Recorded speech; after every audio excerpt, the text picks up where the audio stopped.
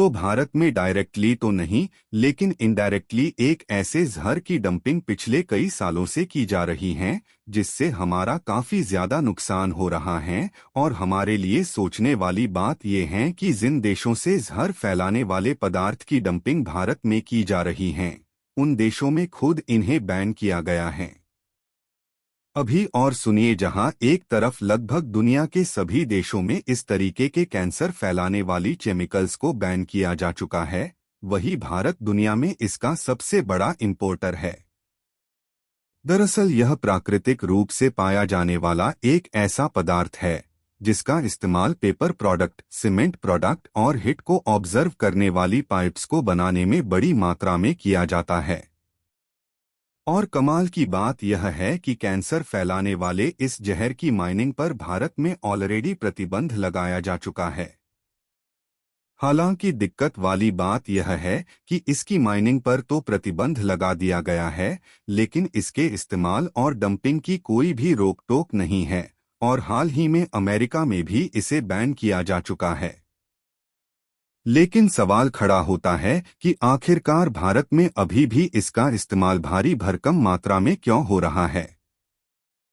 पूरी अपडेट क्या है इस वीडियो में समझते हैं, लेकिन आगे बढ़ने से पहले हम आपके लिए ऐसी ही क्रिटिकल खबरों को लाते हैं जिस पर बहुत ही कम मीडिया हाउसेस में चर्चा होती है। इसलिए वीडियो को एक लाइक करके चैनल को सब्सक्राइब जरूर कर लीजिए, क्योंकि यह आपके लिए 1 सेकंड का काम है, लेकिन इससे हमारी काफी बड़ी मदद होती है। देखिए, आज भी भारत में एक ऐसे केमिकल की डंपिंग भरपूर मात्रा में की जा रही है जो कि कैंसर फैलाने वाले जहर का काम करता है। आज हम बात कर रहे हैं केमिकल्स की, क्योंकि भारत से मिले रिपोर्ट्स की माने तो टोटल कैंसर केसेस में 16% शेयर इस एस्बेस का होता है। और इस समय दुनिया भर में लगभग 6 ऐसे देश हैं जो भारत में इन्हीं केमिकल्स को एक्सपोर्ट करते हैं, और दुनिया भर में इस्तेमाल होने वाले कुल एस्बेस्टर केमिकल्स का लगभग आधा यानी कि 44% हिस्सा अकेले भारत में ही इंपोर्ट किया जाता है।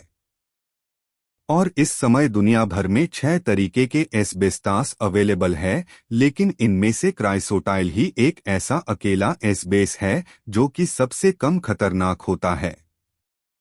बाकी 5 तरीके के एस्बेस्टर को पहले ही बैन किया जा चुका था। केवल इसी कैटेगरी के एस्बेस्टर को परमिशन मिली हुई थी। लेकिन बड़ी खबर यह है कि हाल ही में अमेरिका की तरफ से इस पर भी प्रतिबंध लगाया जा चुका है। यानी कि इस समय अमेरिका में किसी भी प्रकार के एस्बेस की ना तो माइनिंग की जा रही है, ना ही इनका इस्तेमाल किया जा रहा है। लेकिन आपको जानकर हैरानी हो सकती है कि अभी भी भारत की तरफ से इस पर कोई भी प्रतिबंध नहीं लगाया गया है, जो कि हमें यह सोचने पर मजबूर कर चुका है कि आखिरकार अभी तक भारत में इसकी भरपूर मात्रा में डंपिंग क्यों की जा रही है। अगर इस तरीके के केमिकल और एक्सपोजर की बात करें तो इसका इस्तेमाल ऑटोमोबाइल इंडस्ट्री से लेकर कंस्ट्रक्शन वाले प्रोजेक्ट में भी किया जाता है, और ज्यादातर इसका इस्तेमाल तो हीट अब्सॉर्ब करने वाली पाइप को बनाने में किया जाता है। और न सिर्फ हम कैंसर फैलाने वाले इस तरीके के खतरनाक केमिकल्स को भारत में इंपोर्ट करते हैं, बल्कि इस केमिकल का एक्सपोर्ट हम बांग्लादेश और श्रीलंका जैसे पड़ोसी देशों में भी कर रहे हैं।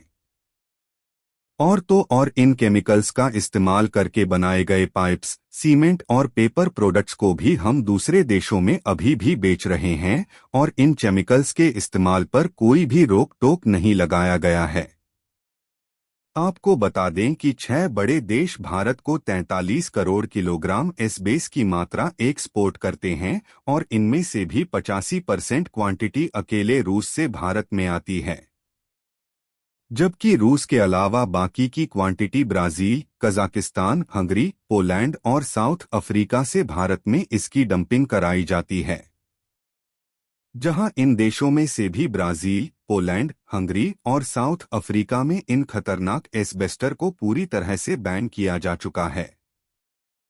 हालांकि भारत ने भी इसके संबंध में कदम उठाने का प्रयास किया, लेकिन इसके इस्तेमाल को पूरी तरीके से बंद नहीं किया जा सकता। और ध्यान दिया जाए तो भारत ने साल 1993 से ही इसकी माइनिंग पर रोक लगा दिया है और साथ ही भारत ने रेलवे से कई कैटेगरी वाले एस्बेस के इस्तेमाल को खत्म कर दिया है। लेकिन कैंसर फैलाने वाले इस रेशेदार खनिज का इस्तेमाल आवास और निर्माण में अभी भी हो रहा है, खास तौर पर छत बनाने में किया जा रहा है, क्योंकि इस उद्देश्य के लिए क्राइसोटाइल को सीमेंट में मिलाया जाता है, लेकिन इसका जोखिम कम नहीं हुआ है। और दूसरी सबसे बड़ी बात यह है कि इसका उपयोग यही तक सीमित नहीं है, बल्कि इसकी उपयोगिता कई सेक्टर में इतनी ज्यादा इस समय शुरू हो चुकी है कि इससे डिपेंडेंसी को खत्म करना उतना ही आसान नहीं है, क्योंकि अमेरिका की तरह ही भारत में भी एस्बेस का उपयोग पाइपिंग, वाहन, ब्रेक पार्ट्स और अन्य चीजों में भी किया जाता है। और ऐसा भी नहीं है कि एस्बेस्टस की जगह पर दूसरे केमिकल्स और मिनेरल का इस्तेमाल नहीं किया जा सकता, बल्कि इसके लिए दूसरे ऑप्शन भी मौजूद हैं और वही एसबीएस की जगह पर हिट रेजिस्टेंट वाले दूसरे मटेरियल को भी उपयोग में लाया जा सकता है, जिसमें सेलुलोज, फाइबर, थर्मोसेट, प्लास्टिक और सिलिक फैब्रिक जैसे मटेरियल को एस्बेस्टॉस की जगह पर इस्तेमाल किया जा सकता है। लेकिन हम शायद अभी भी इसके लिए आंख बंद किए हुए हैं, और ऐसा इसलिए क्योंकि एस्बेस्टॉस केमिकल्स अन्य मटेरियल्स की अपेक्षा कई गुना सस्ता पड़ता है। आपको बता दें कि एस्बेस्टस अपने पूरे जीवन काल में हानिकारक बना रहता है और इससे फेफड़ों के कैंसर जैसी गंभीर बीमारियों का खतरा होता है। इसलिए आज के समय में दुनिया के करीब 70 देशों ने एस्बेस्टॉस के उत्पादन पर रोक लगाई है, और न सिर्फ इसके उत्पादन पर रोक लगाया गया है, बल्कि इसके इंपोर्ट पर भी बैन ठोक दिया गया है। लेकिन शायद हम इन देशों को देखकर भी यह बात समझना नहीं चाहते कि यह कितना ज्यादा हानिकारक है और इससे हमारा डायरेक्टली नहीं, लेकिन इनडायरेक्टली कितना ज्यादा नुकसान हो रहा है। फिर भी यह अन्य मटेरियल्स की अपेक्षा कई गुना सस्ता होता है। इसीलिए कंपनियां अपना पैसा बचाने के लिए इन्हीं का इस्तेमाल करना बेहतर समझती हैं, और एक तरफ जहां भारत दुनिया का सबसे ज्यादा एस्बेस को खरीदने वाला देश है, वहीं दूसरी तरफ रूस इसका सबसे बड़ा प्रोड्यूसर कंट्री है और हर साल रूस 6 lakh metric ton asbestos produce करता है। इसलिए रूस इसके प्रोडक्शन को बिल्कुल भी बंद नहीं करने वाला, क्योंकि इससे रूस का करोड़ों रुपए का नुकसान होगा। लेकिन फिर भी भारत यदि इसके इंपोर्ट को बंद करता है तो इससे न सिर्फ हमारी करोड़ों रुपए की बचत होगी, बल्कि इस खतरनाक केमिकल्स से होने वाले 16% कैंसर के खतरे से भी बचा जा सकता है। यहाँ तक कि हेल्थ एक्सपर्ट में भी इस केमिकल के बारे में चिंता जताया है कि इसका इस्तेमाल बहुत कम से कम होना चाहिए और कोशिश यह रहनी चाहिए कि इस केमिकल पर ही पूरी तरह से बैन लगा दिया जाए। बाकी आपको क्या लगता है कि इतना सब कुछ जानते हुए भी जानबूझकर इस खतरनाक केमिकल को भारत में इंपोर्ट क्यों किया जा रहा है? अपनी राय कमेंट में जरूर बताएं और इस वीडियो को एक लाइक करके अपने मित्रों तक शेयर जरूर करें, ताकि उन्हें भी जानकारी मिल सके। कि इसी तरह और भी नॉलेजेबल वीडियो देखने के लिए चैनल को सब्सक्राइब करें। भारत माता की जय।